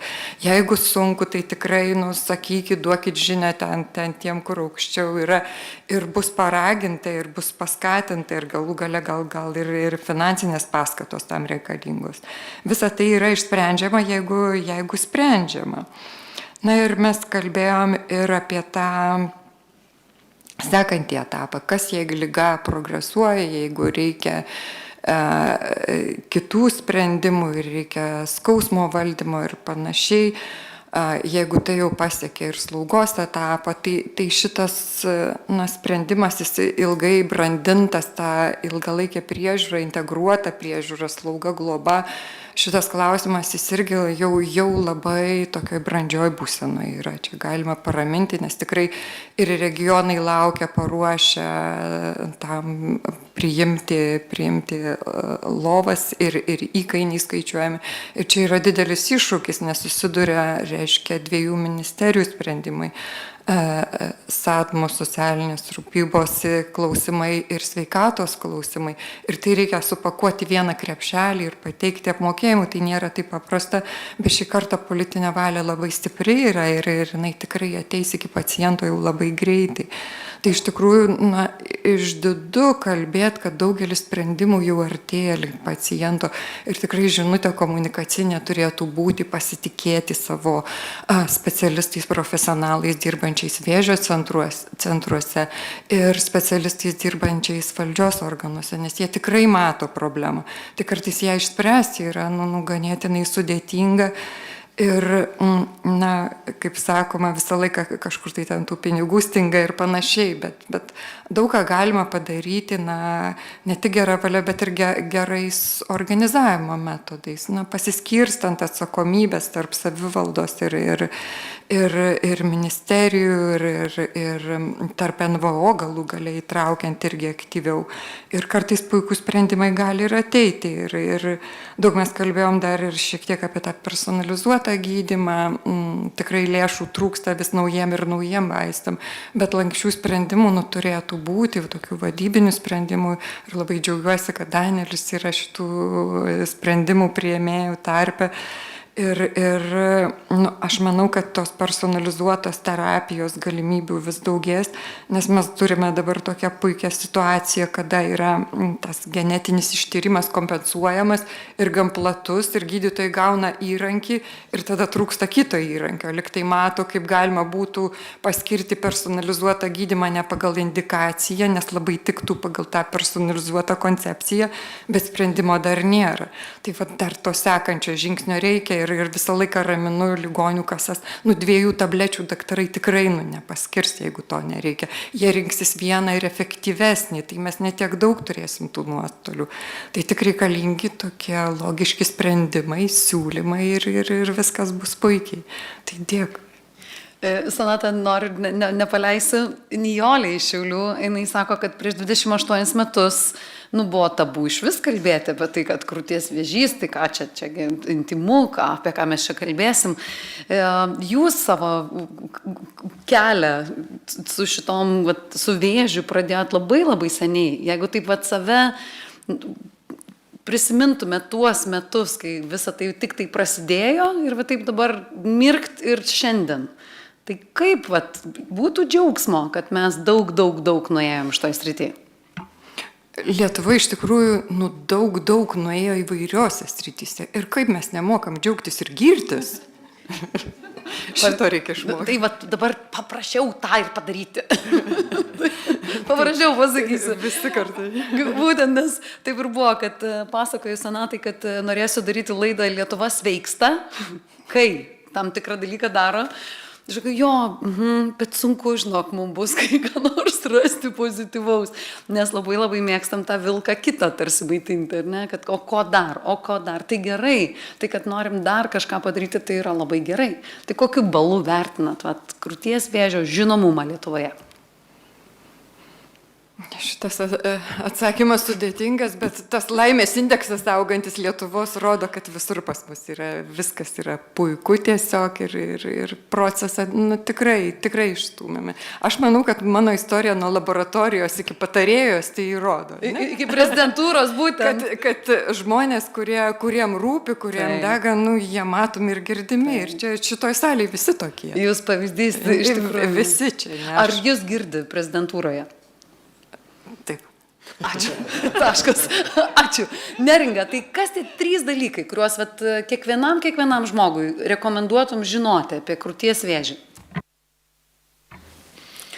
Iškart įstatyti į rėmus.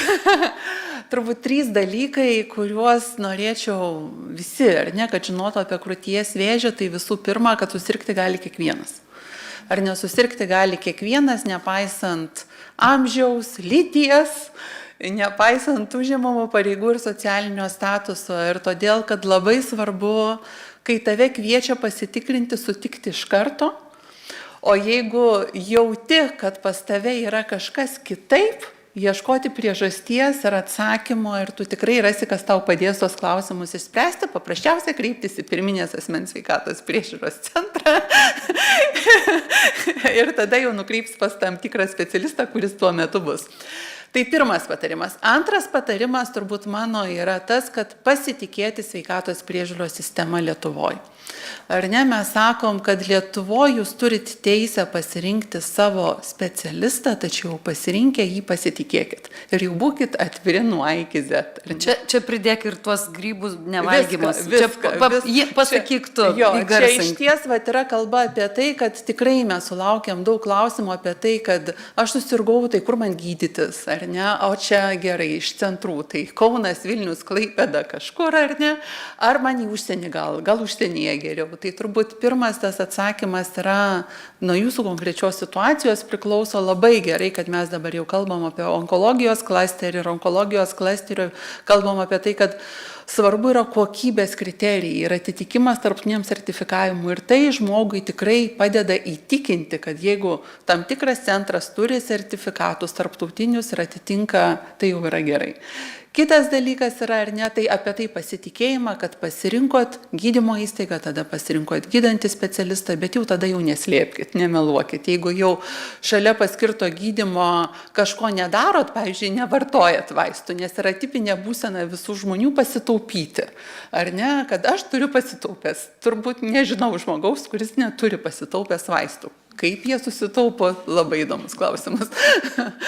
Ar ne? Tada kitas klausimas, tai jeigu kažką jau vartojat, šalia stebuklingas piliules, papildus, priemonės ir taip toliau, tai jau pasisakykit, o nesakykit, kad nieko nevartoju, tik kai jau pradeda kvosti, kodėl kepenų fermentai tokie, tai vartoju.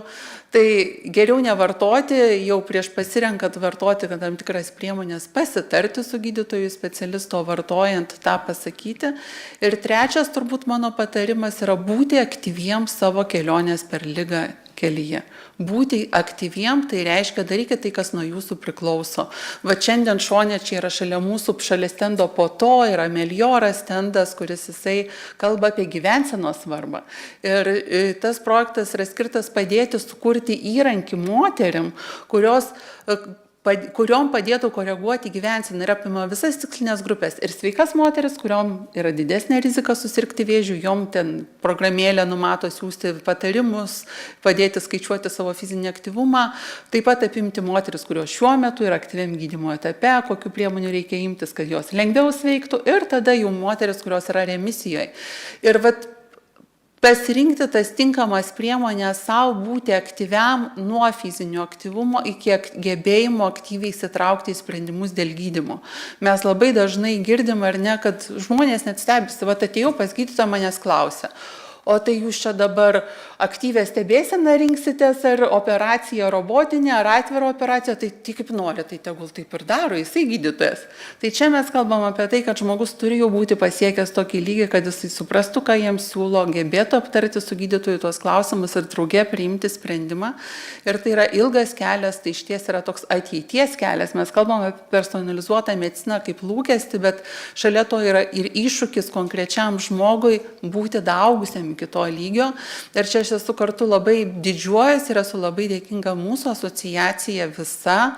Matot, yra ir mūsų atskiros draugijų vadovės, atskiros narės, kurios yra tokios iniciatyvės, jos ten, mes net iki galo nežinom, kokių jos ten stebuklų prisigalvoja ir bibliotekose, ir mokyklose, ir nuo A iki Z daro tą edukaciją kiekvieną dieną.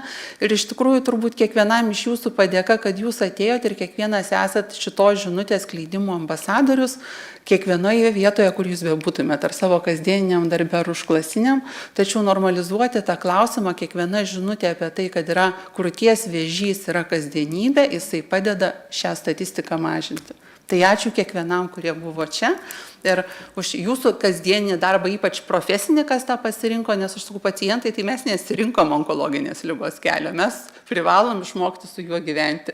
Bet gydytojai, specialistai, kurie pasirinko kiekvieną dieną ateiti į onkologinės ligos kelią, matyti tame kelyje daug skausmo, daug iššūkių, šalia ir vilties, tačiau tas kelias jisai kartojasi diena iš dienos ir pacientai yra kaip nesustabdoma upė. Tai iš tikrųjų mano padėka ir labai toks nuoširdus džiaugimasis tai žmonėm, kurie šiandien sąmoningai renkasi šitą kelią, ypač kurie ateina naujai, jauni žmonės, bet ir tie, kurie yra ir po pensijos dar dirba. Labai labai džiaugiuosi. Ir akis dar žiba, kaip nori tai daryti.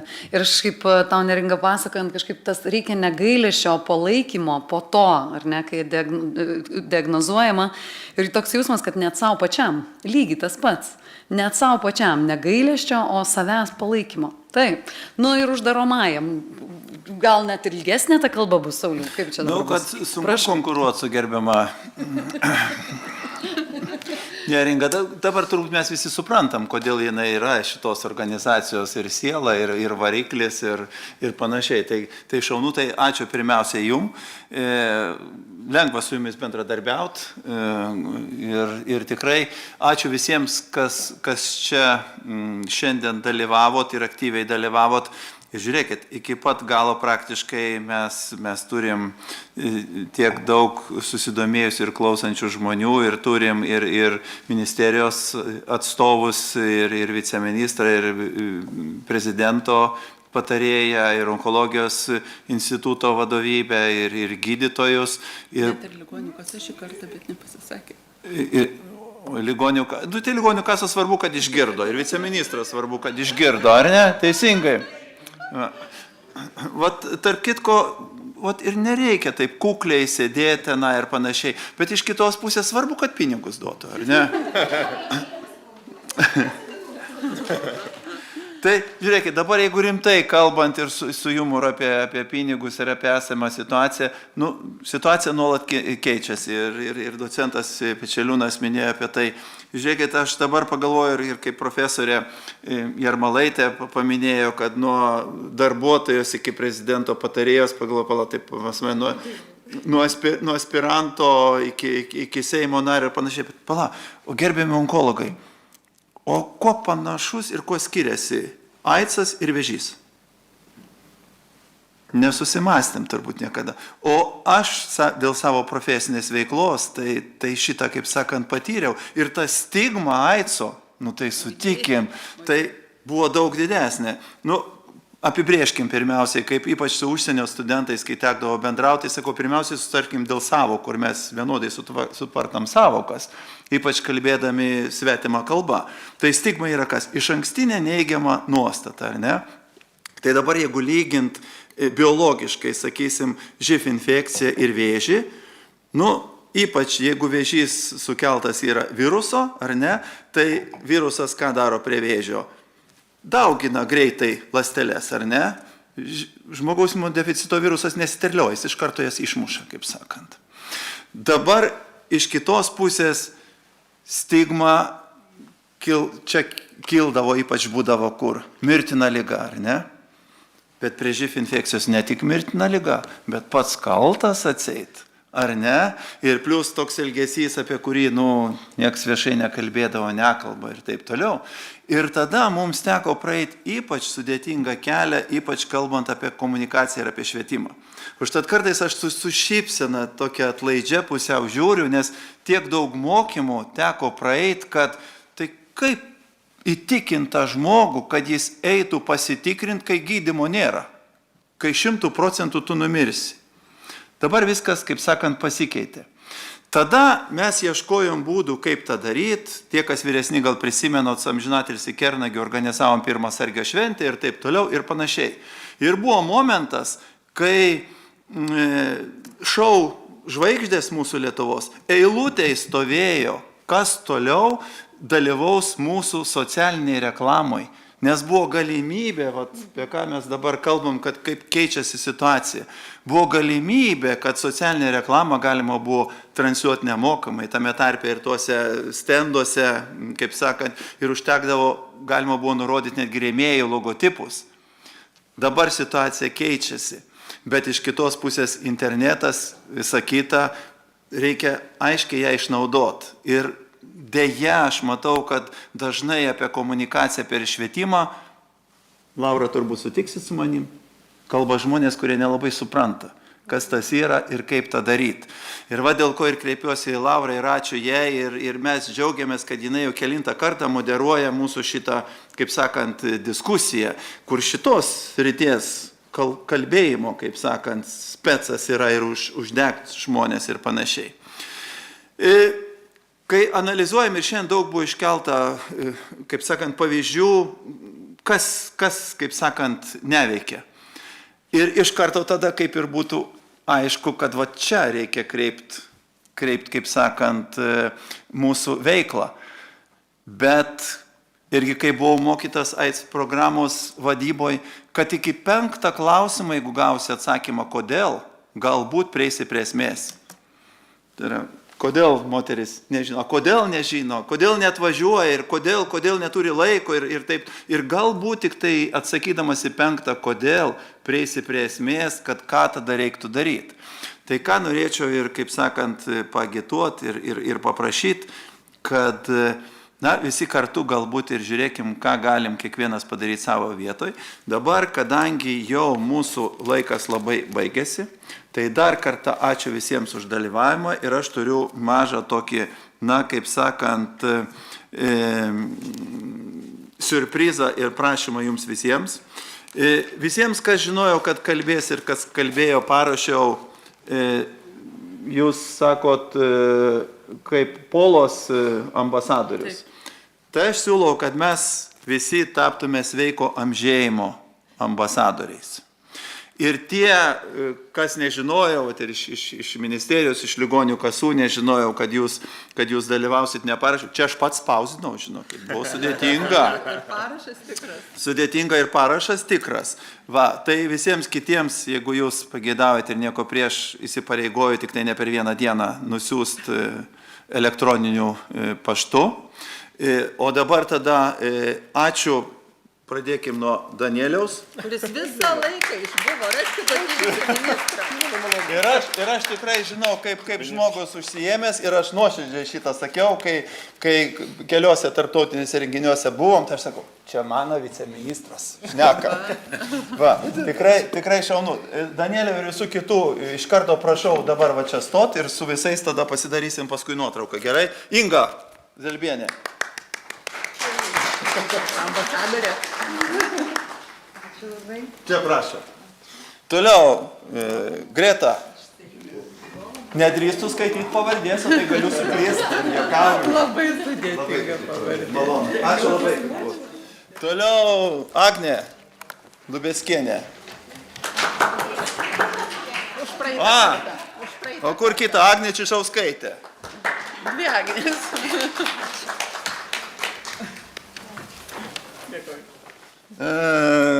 Rūta Bredienė.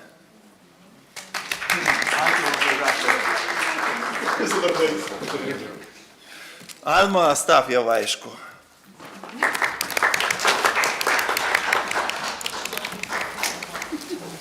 Ačiū, Alma. Profesorė Sonata. Ačiū labai. Jūs ne pirmą kartą jau irgi, tai tikra ambasadorė. Prašom čia. Laura, nu kaip be jūsų?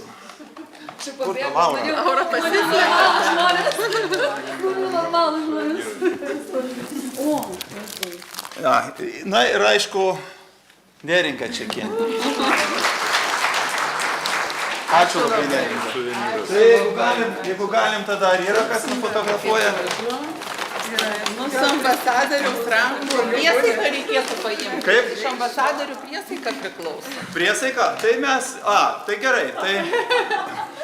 Tai sekantis renginys su Pola yra lapkričio, kurią čia? Lapkričio 24 apie plaučių vėžį. Tai visus kviečiam. Ir ten tada suorganizuosim ir priesaiką, pagalvosim. Pasižadu dalyvauti. Per balaganas.